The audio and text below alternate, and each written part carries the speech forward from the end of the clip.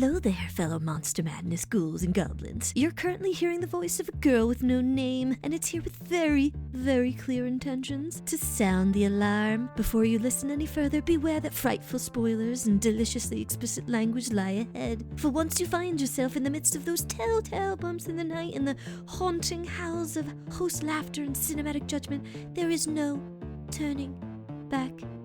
Choose wisely.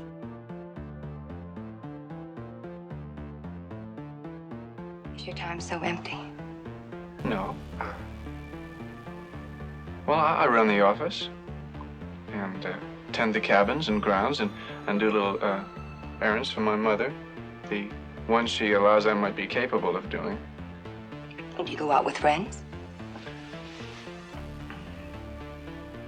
Well, a boy's best friend is his mother. You've never had an empty moment in your entire life, have you? Only my share. Where are you going? I didn't mean to pry. I'm looking for a private island. What are you running away from? Why do you ask that? People never run away from anything. The rain didn't last long, did it? You know what I think? I think that we're all in our private traps, clamped in them, and none of us can ever get out. We scratch and claw, but only at the air, only at each other. And for all of it, we never budge an inch. Sometimes we deliberately step into those traps. I was born in mine. I don't mind it anymore. Oh, but you should. You should mind it. Oh, I do. But I say I don't.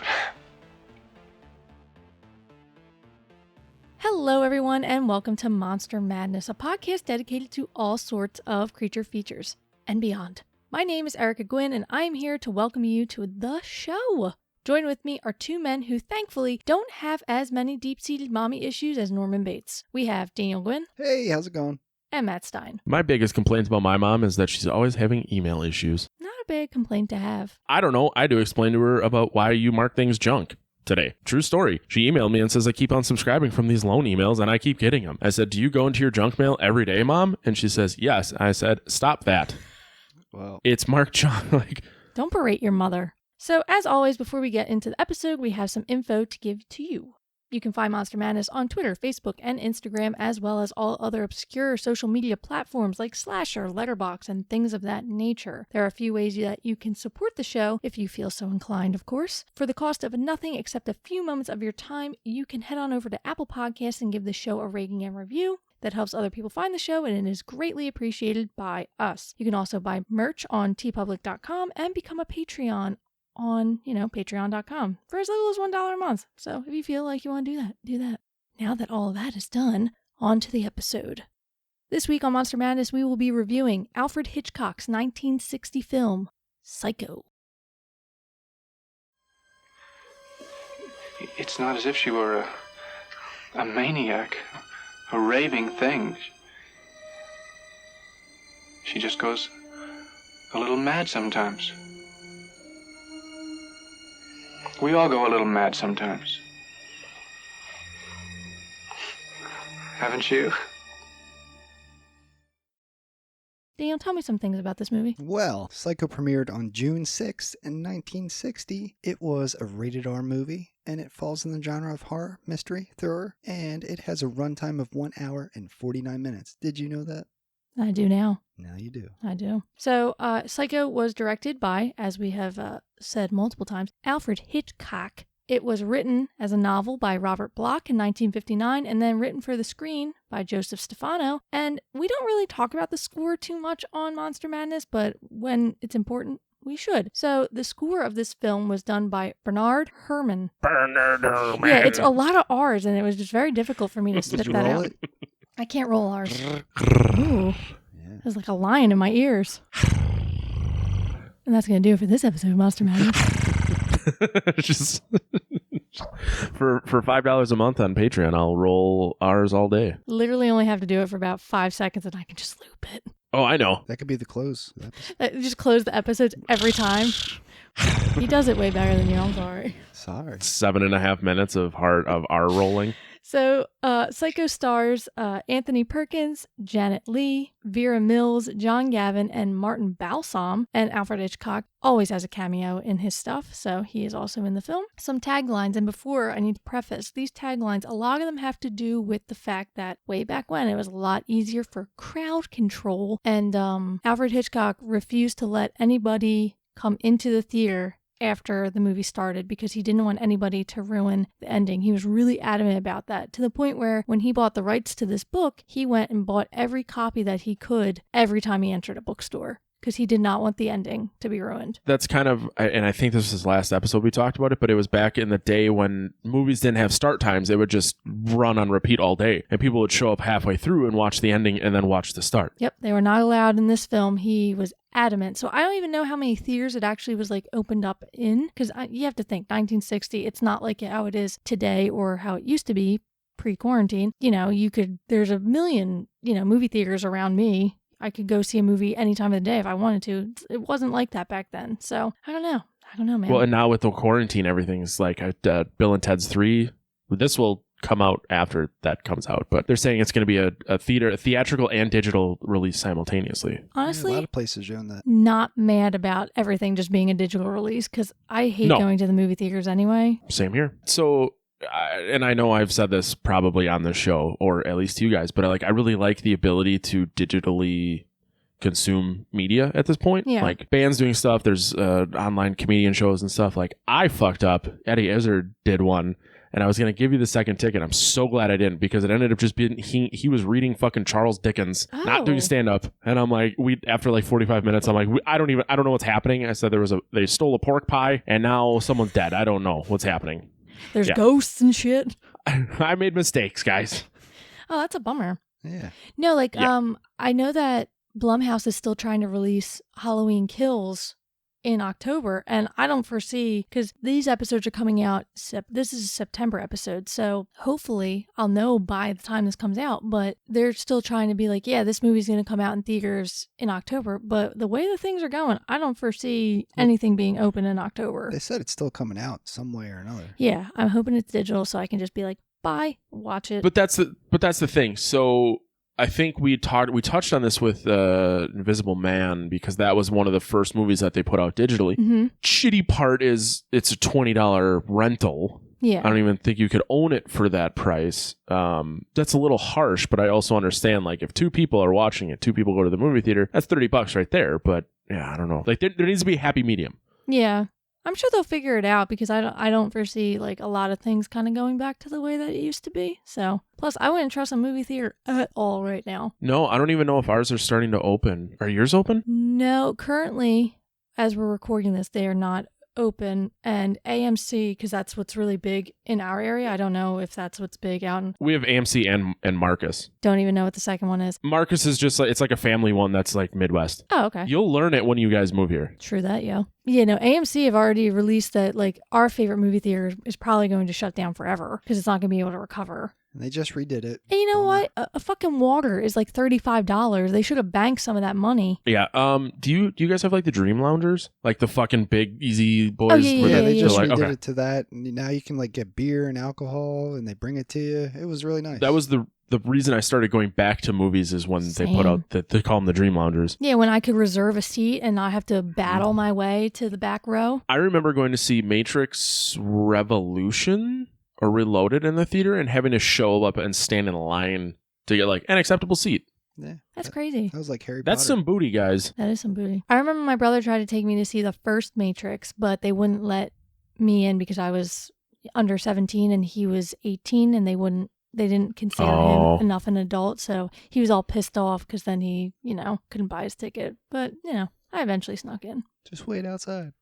Yeah, I don't think it was really a hard thing to do. Oh, no, not at all. Me and my dad, every once in a while, we would just literally go from theater to theater and just theater hop. That was another thing. You would buy a ticket for one movie, go into that, and then scoot out and go into an R-rated movie. Exactly, because like at our AMC in this one mall, that was like the most popular place to go. They like in the back when where they have the bathrooms that don't, go, it's like in the upper level, so it's not down in the lobby where like all the concessions are. Mhm. It literally is the entrance to about 6 other theaters, and it's the back entrance, so nobody's checking there at all. So you can just skadoot right in. It's good times. The old 21 skadoot. You know it, man. All right, so some taglines to go back to what I was trying to preface, and then it just got long-winded. A lot of these taglines have to do with the fact that you couldn't go into the theater, so that's why. All right, so the picture you must see from the beginning or not at all, for no one will be seated after the start of Alfred Hitchcock's greatest shocker, Psycho, an Alfred Hitchcock masterpiece. The essential Alfred Hitchcock, a new and altogether different screen excitement. No one will be admitted to the theater after the start of each performance of Alfred Hitchcock's Psycho. Don't give away the ending, it's the only one we have. The screen masters of suspense moves his camera into the icy blackness of the unexplained. Not really a tagline. Yeah. These are just kind of comments. I say none of these are taglines. That's what I'm realizing as I'm saying it, because the next one is electrifying shocker. Yeah, these are just like, what Rolling Stone now would say about a movie. But that's basically it. Oh, and then the reissue in 1965. It's back. But yeah, other than that, those are pretty much the, oh, I'm sorry, there's one more. Exploring the blackness of the subconscious man.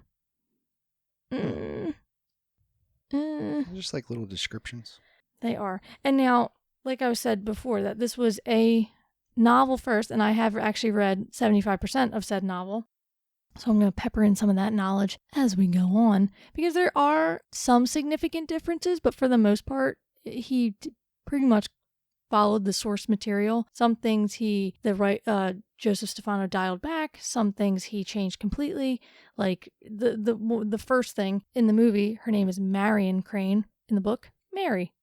Oh. That's one minor difference. It had to do with something with like there was already a person in Texas where they based this film out of named Mary Crane, and they couldn't do that because it's a real person, yada yada yada. It's a whole thing. But Daniel, I give the reins to you.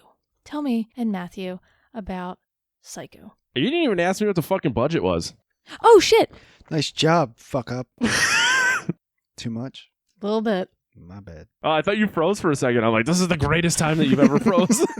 Oh no, that was just me staring him down. The look on the face. Matt, please tell me the budget. $806,947. Most of that came out of Alfred Hitchcock's pocket. Damn. Yeah, and the box office was $50 million. So I feel like he did pretty good. He did great. Oh yeah, he did fucking amazing. I know that you have feelings about this film, Matt, but I feel like you have feelings about this movies in this era in general. Like they're not your cup of tea. You understand why they are the way that they are. You understand why people like them, but it's a little bit, I don't want to say like outside of your time. I mean, I was not alive in 1960, so it is very much.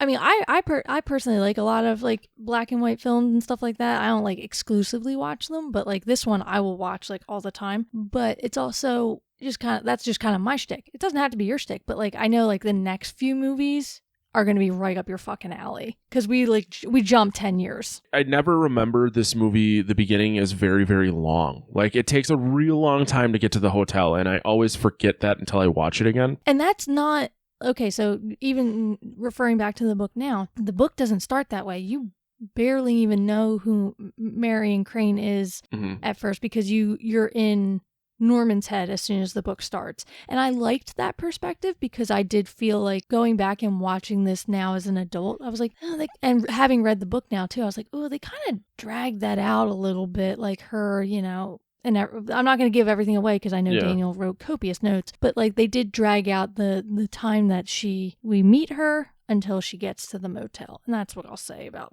that. Right. But one more real quick thing.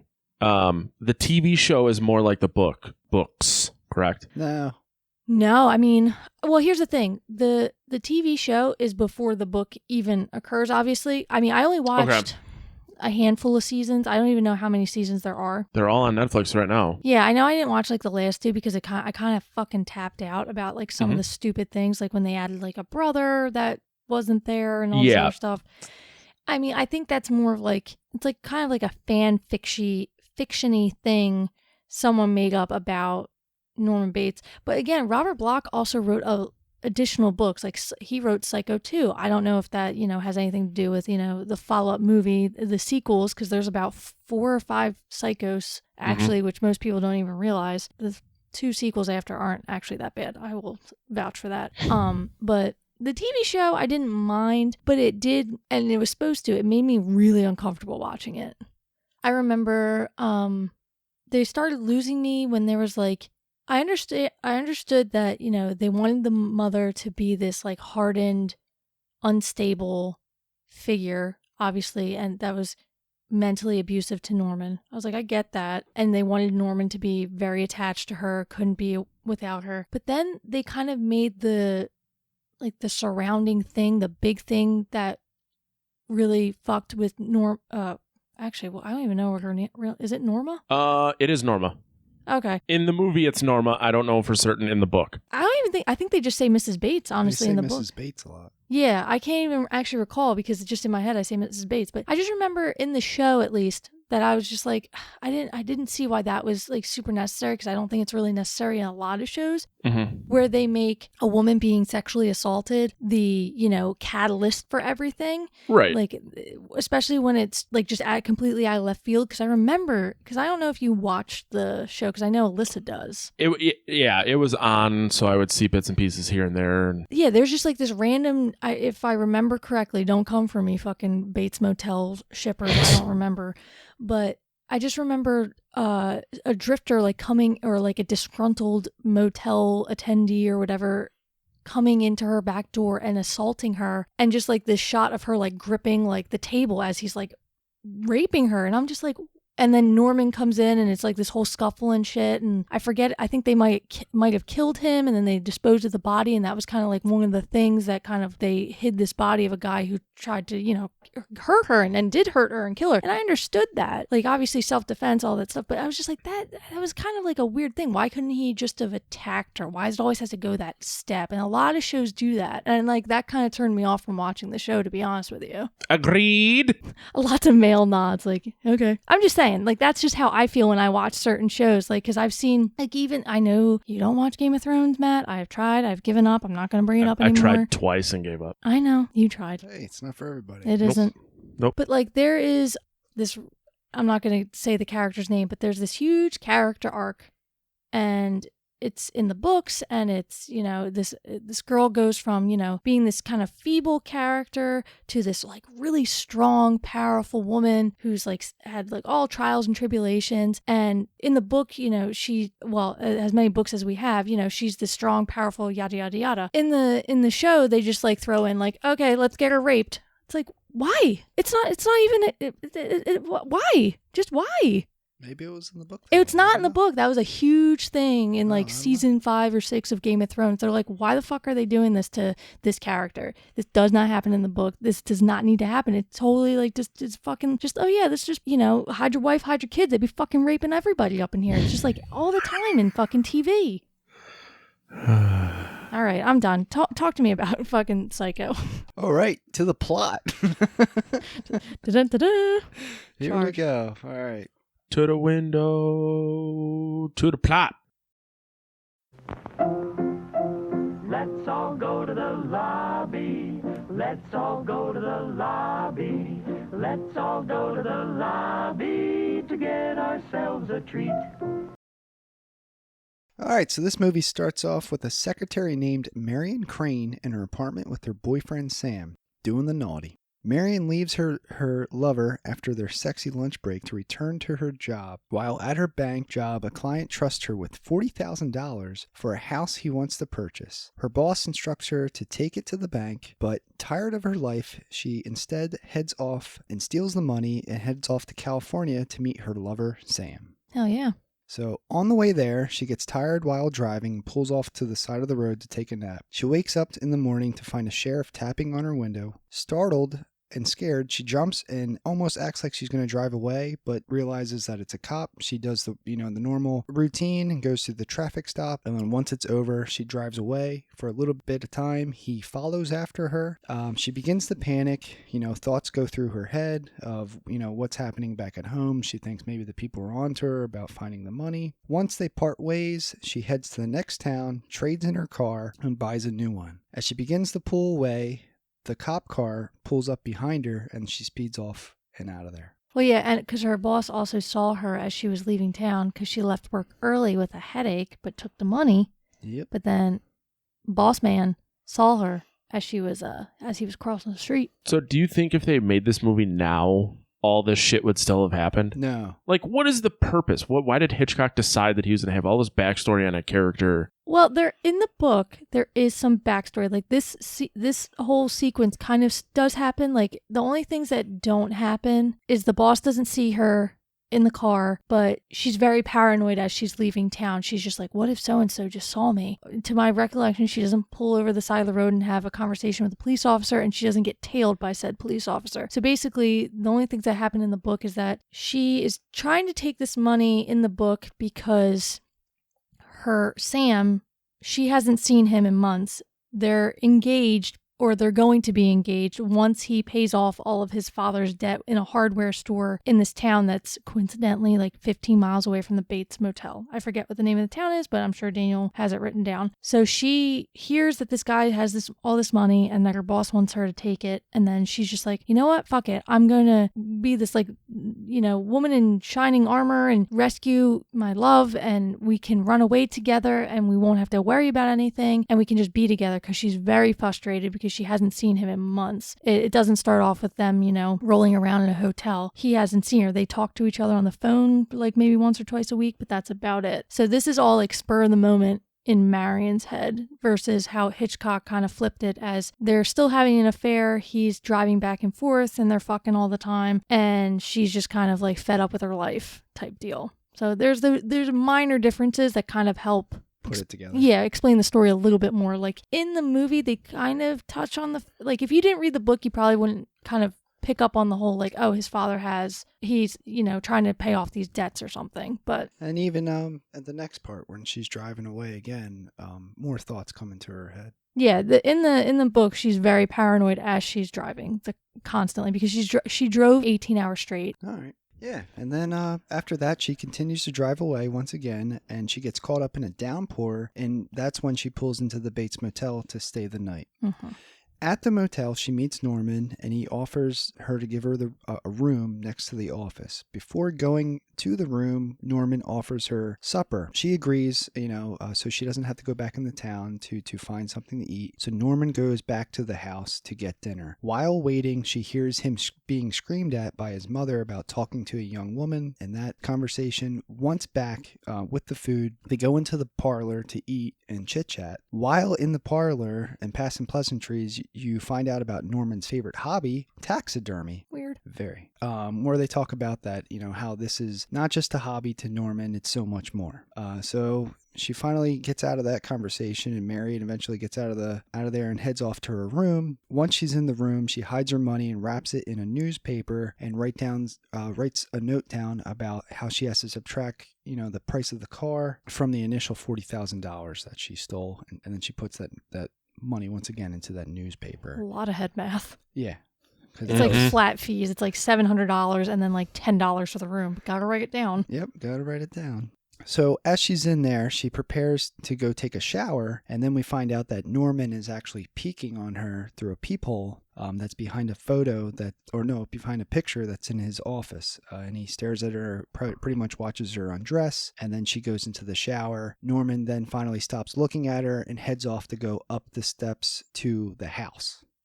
Dun, dun, dun. Now, this was a big thing, a big difference from the book to the film. So Anthony Perkins is this tall, tan, strapping young lad. Norman Bates in the book is this short, stout, fat, speckled little shit.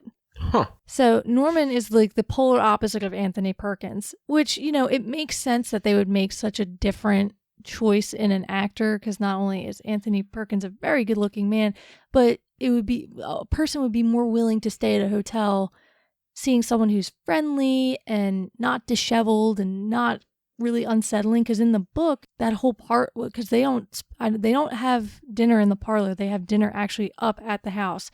He makes her walk in the fucking rain all the way up to the house after she hears him arguing with his mother, and they have like just kind of like finger foods or whatever, and they actually get into an argument which sparks her to leave, because she's just like, if anybody ever talked to me the way that your mother just talked to you, I would not stand for it. And he's just, he got really offended. And he does in the movie a little bit, but not to the degree he does in the book. He gets like irate in the book and like stands up and shouts at her, and she gets frightened, and she's like, you know what, I spoke out of turn, I'm tired, I'm just gonna go back to my room, blah blah blah blah. And like that's kind of like the end of it. And then, the shower scene kind of commences, because Norman Bates in the book is also like this big old drunk. He drinks constantly, and the last you see of him before she goes into the shower, he does peek on her, he does see her undress, but he just takes a bunch of swigs of his booze, and then he says he feels his mother standing over him, and he feels calm, and he falls asleep, and then the next thing he does is wake up, because he hears the water still pounding on the wall. So now that she's in the shower door opens and she's stabbed to death by an unknown person. The person leaves and you see a shadow of a woman holding a knife.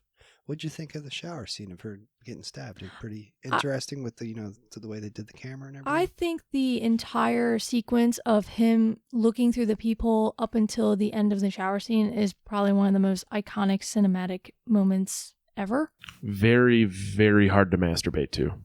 That too? I mean, clearly not for Norman Bates, which, T for time out. Have you ever seen the shot-for-shot remake that Gus Van Sant did? No.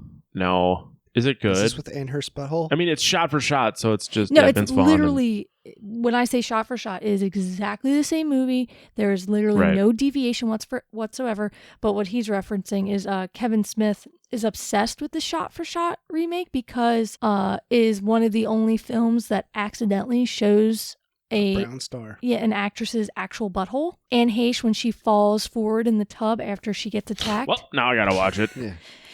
He has a whole segment too called Anne Heche's Butthole for people to find in movies buttholes. When I volunteered for this movie, I thought we were covering that one, by the way. I forgot to check we the go date. in date order if anybody hasn't paid attention to that yet. So after I watched this movie, I was like, damn it. I didn't get to see that scene. There's a whole Anne Heche's Butthole theme song. It's pretty great.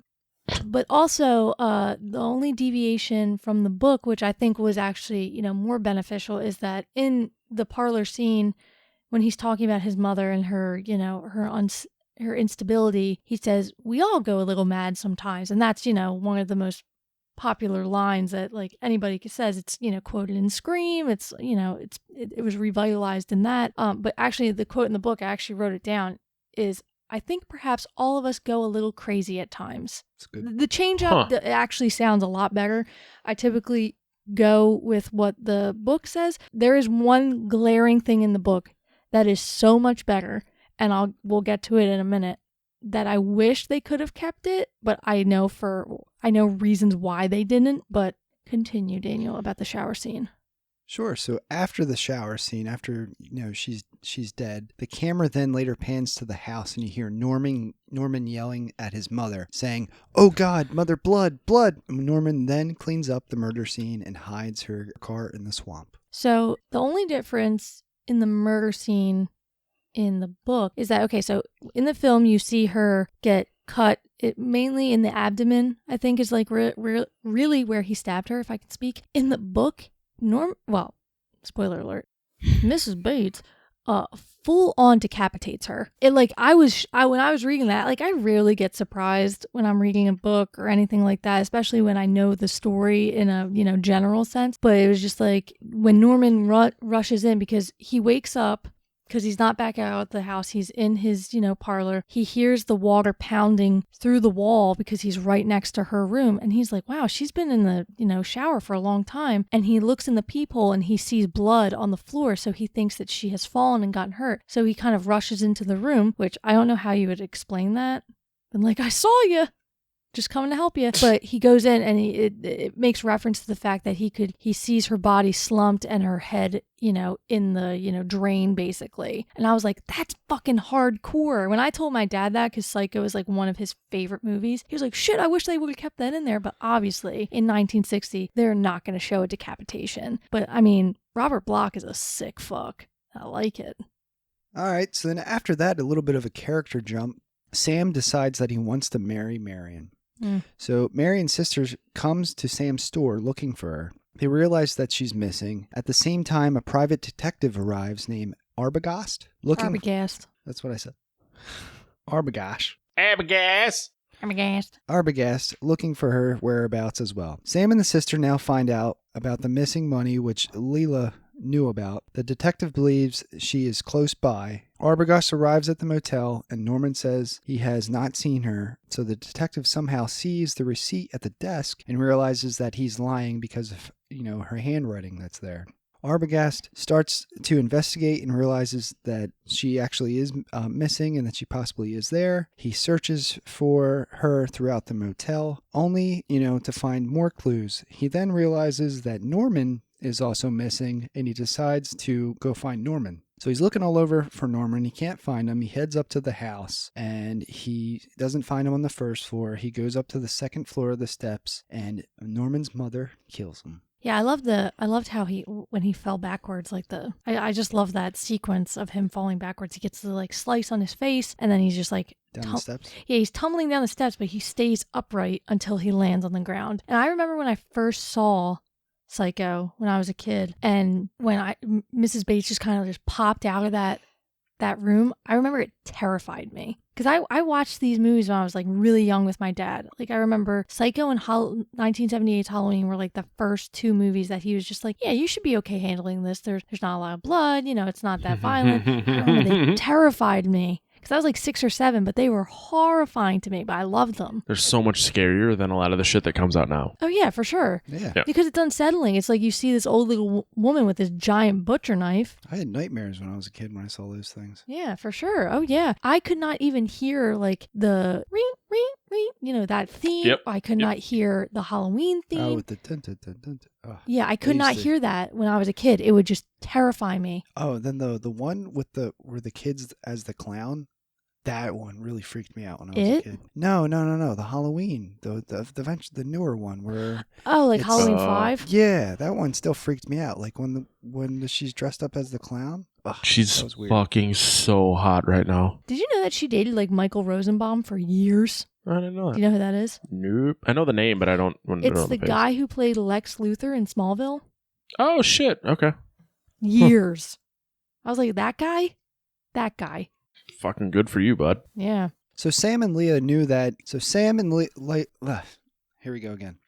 Sam and Leah knew that the detective was going. What? Sam.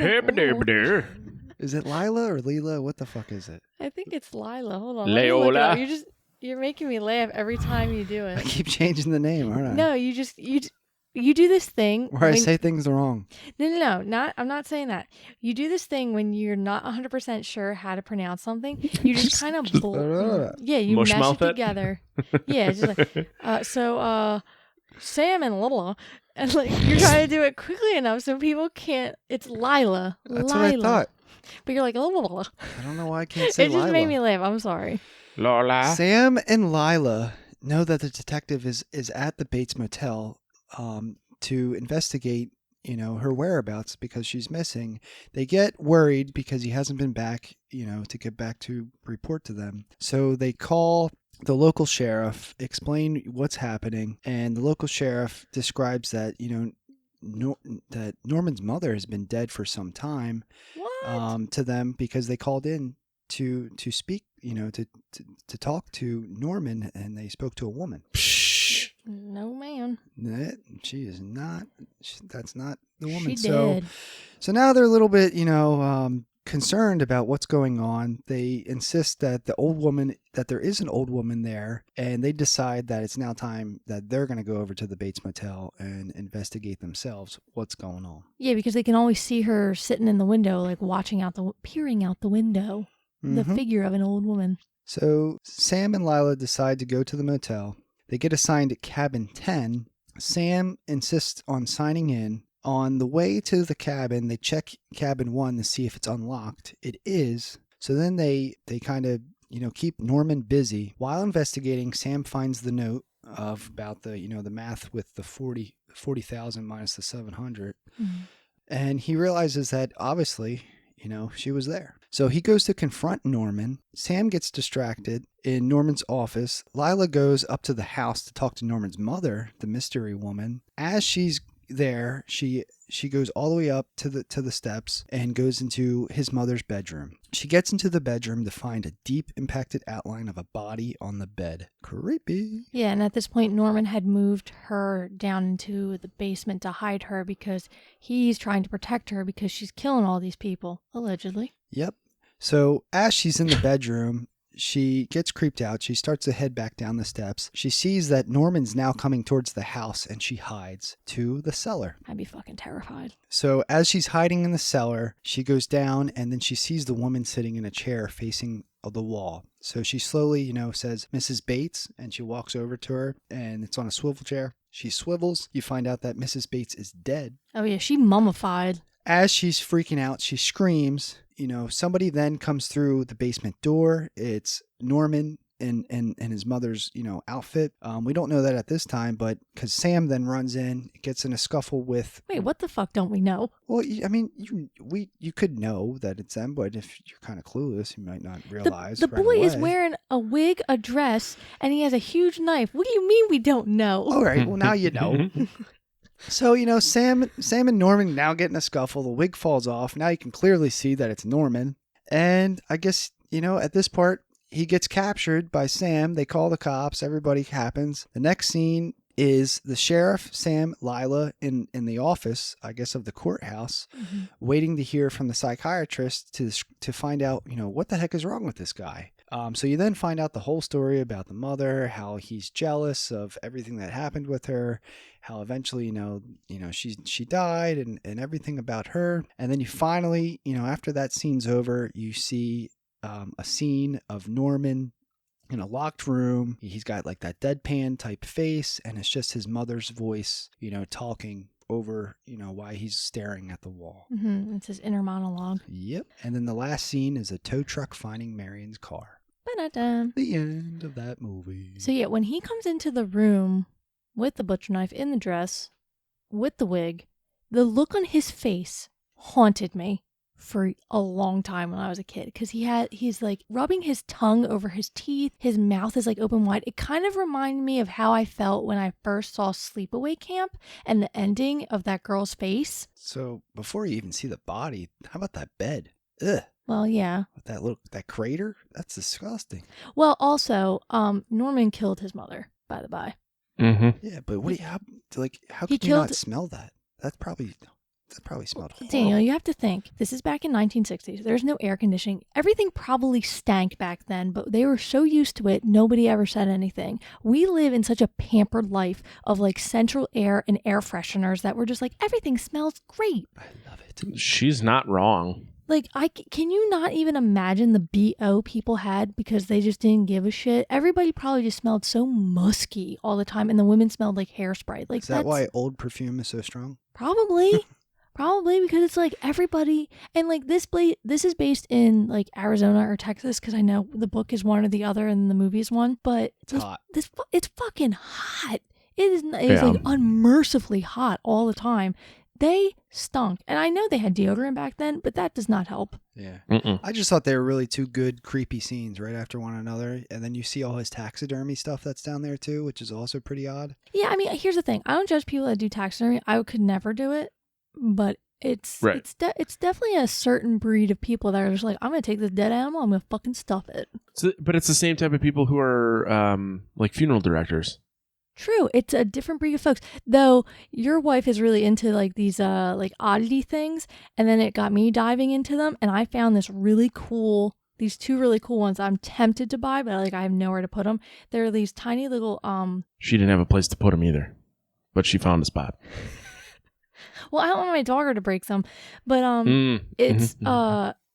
a black sparrow suspended in water, which I was like, that looks so cool. And then there's one of a octopus that like fills up a tiny little, like this cool little beaker. It looks so cool. But I'm like, is that weird to just have that chill in my house? Like these two dead No. That'd be animals. cool during Halloween time, but Like I want it out. I might just put it in my office, but they're fucking expensive as shit. where are we putting it? It was like $90 for this dead octopus. I mean, I get it. Just put it on your work office. That'll creep everybody out. Yeah, maybe they won't bother me. I'm never going back there. But yeah, so Norman, they always thought that his mother, it was like a murder-suicide type deal. Like she killed her boyfriend, who Norman hated, and then she killed herself with poison. But at truth time, Norman killed them both because he was jealous because he has an Oedipus complex. And that was another thing in the book. They kind of touch on it a little bit in the movie that Norman is like really well-read and very intelligent. But in the book, that's all he does. He reads textbooks. He knows all about psychology. He knows all about like Oedipus complex. He knows exactly who he is, what he is, probably to a degree where he doesn't even realize that he has a split personality that he turns into his mother and murders these people because he has no recollection of the crimes. He feels her presence, and that's about as far as it goes. But he's like extremely intelligent in the books. You don't think they touch on the psycho tendencies of him being into taxidermy and being like kind of like a serial killer because he's killed multiple people at this point? No, they do, but they don't dive too deeply into it. Like they don't go crazy. They kind of just focus on the fact that this guy is so far removed from reality in certain instances when he's like overcome with, I get this certain amount of stress or this feeling that he literally phases into a different personality where he's not Norman anymore. He's someone else entirely. And that happens. That is an actual mental disorder, and it can happen. And it's fascinating. I mean, it's horrifying at the same time when it goes to this degree. But you look at someone like, there's the case of Sybil, who had dozens of personalities, and it's verified. Like, she is multiple people in her head. It's very fascinating. I read a lot of stuff about psychology. It's Patricia. Yeah, I mean, if we're going to go tap on Split. But, okay, so that is the synopsis of Psycho. We all know the movie. We've all seen it. Most of us love it. So now we are going to move on to Questions of the Damned.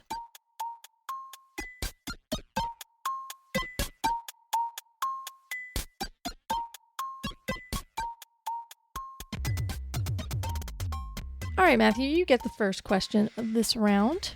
How much 14.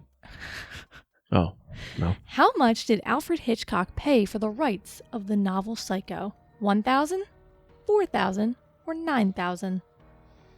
Man, I wish I wouldn't have drank so much. 1,000. Fucking fuck. 4,000. Fucking tweet. No one gets that one. All right, Daniel. Yep. What actor was later typecast and this subsequently stifled their career after starring in this film? Anthony Perkins, who played Norman. Janet Leigh, who played Marion, the girl who died. Martin Balsam, the detective, who died falling down the stairs. I'm going to go with the woman. That's it. Oh, she You has a don't name. give her goddamn name. Marion. Shit. Fuck.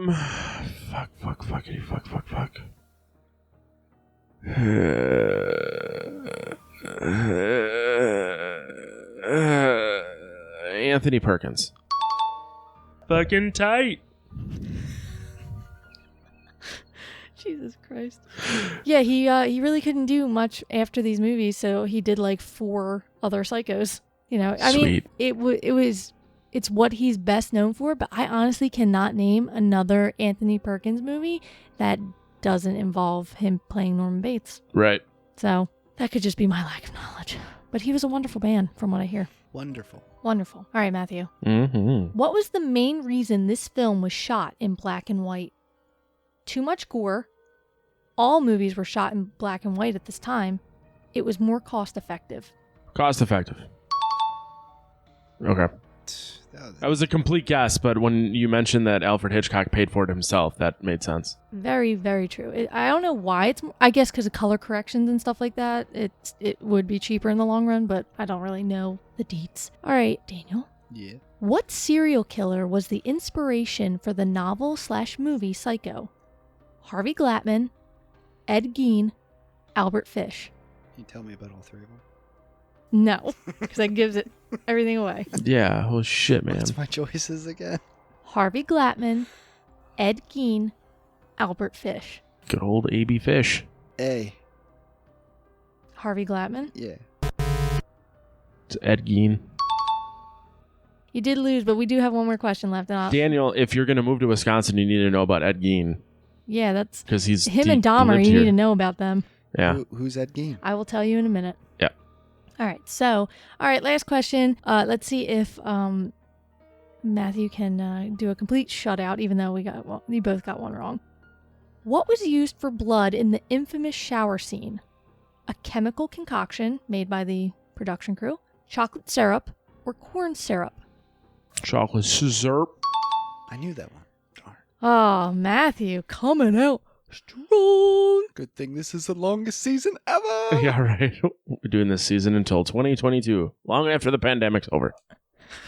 Goddamn right. Hopefully. Is it? Yeah, right. Hopefully. They're probably watching me. Well, let them. Let them see what kind of a person I am. I'm not even going to swat that fly. I hope they are watching. They'll see. They'll see and they'll know. And they'll say, why, she wouldn't even harm a fly.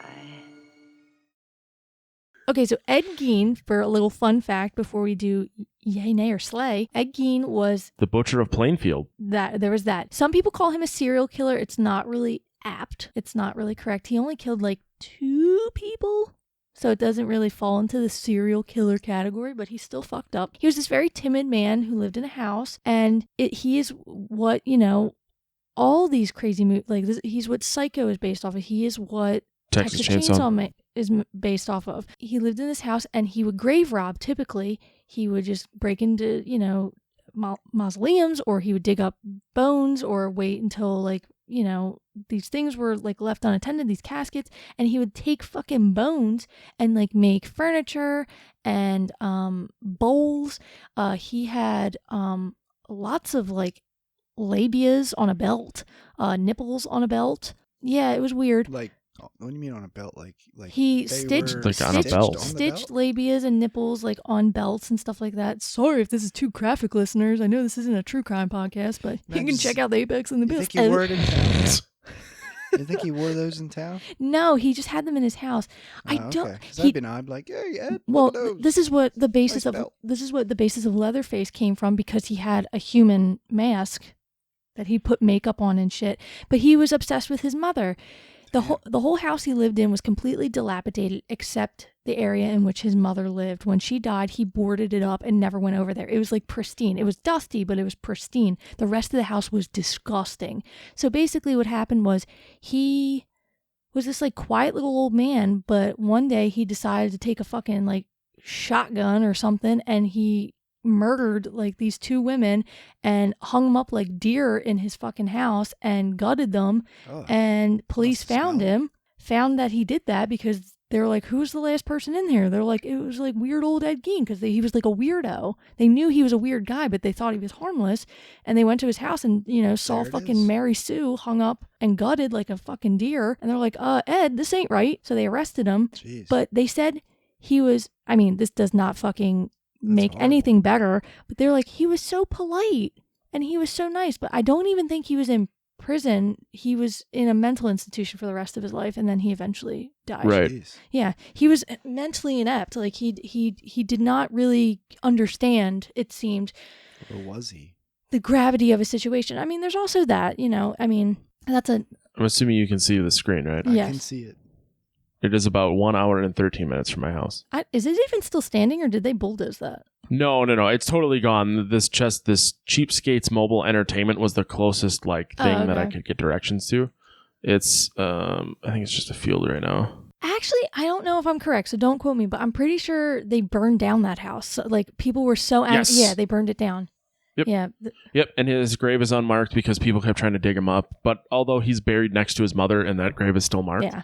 As far as I know. I think they just So- removed the headstone because they kept defacing it. Yes. Yeah, that's what it is. But yeah, I mean, he died. He was very soft spoken. He was never an outrageous person. He just was fucked up. He just hit it. Yeah, the other thing we can do when you guys move here or visit is go to the Ambassador in Milwaukee. That's where Jeffrey Dahmer killed a couple people. Oh, I know. It's still wide open, and it's kitty corner to the music venue we'd always go to for concerts. That's so weird, man. Oh, it's fucking, and it's a super expensive place to stay. Of course. Yeah. Because you know what? He doesn't remember. He did not remember what room he stayed in, and he fucking left a body in there for like hours. And who knows how many times he really did that, because, they have his body count, but at the same time, you never fucking really know. But anyway, I did a whole episode on him. Whatever. Okay, so we did something new last episode for season 3. We've kind of changed up our recommendation end of the show segment. We now call it Yay, Nay, or Slay. So yay, if you enjoyed the movie, you would watch it again. You like it, you'd recommend it to people. Nay is kind of like, you watched it, not really too mad about it, not going to go out of your way, but it wasn't horrible. Slay, you fucking despised it, hated it, would murder said movie if could. I think you know what I'm going to do. I'm going to go yay, as I mostly do, because I'm an optimist. Yay, I love this movie. I think Alfred Hitchcock is a genius. I think Anthony Perkins and Janet Leigh are king and queen of horror. Like, I think that they really... This movie is like how the Universal Monster movies, I know I say this a bunch in our episodes, how the Universal Monster movies and like Bela Lugosi and Boris Karloff, these people were, the cornerstones of that genre of horror. These people and this film is the cornerstone. And I would even say along with Peeping Tom, because I actually really enjoyed Peeping Tom, and these kind of are neck and neck, yet Psycho is way more popular. And I think because it has Alfred Hitchcock's name attached to it, these are the cornerstones to what we know as slasher films today.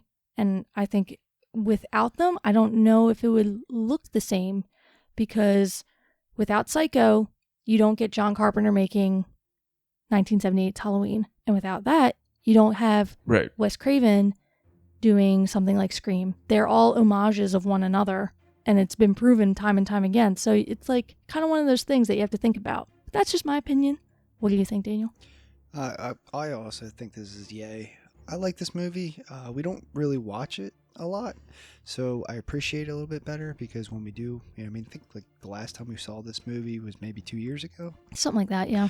But like you said, this is an older movie. It really sets the bar for a lot of horror, movies. I like what they did with the way that they panned with the camera, different things with the noises and the effects. That's Hitchcock. I think he did a really good job, and as it being more of a lower budget film, and the way that it was shot, it sets itself apart from other movies, and I like that. Faux show. I guess technically my answer would be a nay, because I mean, it's fine. I really get it, but it's just fucking... It ain't your cup of tea, man, and that's fine. No, if I could only watch the portion in which she gets to the hotel or motel, and from there to the end, I think it gets pretty good, but the lead up to that, the wind up is much slower than the pitch. Yeah. Yeah. It definitely, I think every movie has a certain part of lag, until it gets to its big scene. To me, this, like you said, it's the beginning and the ending. It maybe could have been. Matt don't like story. Matt like guts. Matt like violence. She's not wrong. No music, no dancing. Matt very Matt simple. Step. Matt, go sleep. She knows me well. We've done 1 billion podcasts together, so. All right, so you got 2 yays and 1 nay, of course, because we always have to have some negative bitch in the corner. But I'm just kidding. I know. I'm just kidding. We're damned if I'm doing, I'm damned if I don't. No, you're always damned. That's literally what I just said. I know. I just, was reiterating. God, shut up. Shut your face. All right, so that's going to do it for this episode of Monster Madness. Thank you so much for listening. Next time, we are jumping 11 years in the future. We're going to 1971's Bay of Blood. Now, I have never seen this. Neither have I. It sounds like it's up Matt's block. We're going in blind. We are. So if you want to watch it before we watch it, so you can, listen along to our, I hear it's good. I don't know. I know nothing about this film. But yeah, so 1971's Bay of Blood. That'll be on next time. Thank you so much for listening to us ramble about a billion other things and all that shit. Thanks for tuning in. Yeah, Give us a review. Look at you. Look at you. Do feel good stuff. Yeah. Bye.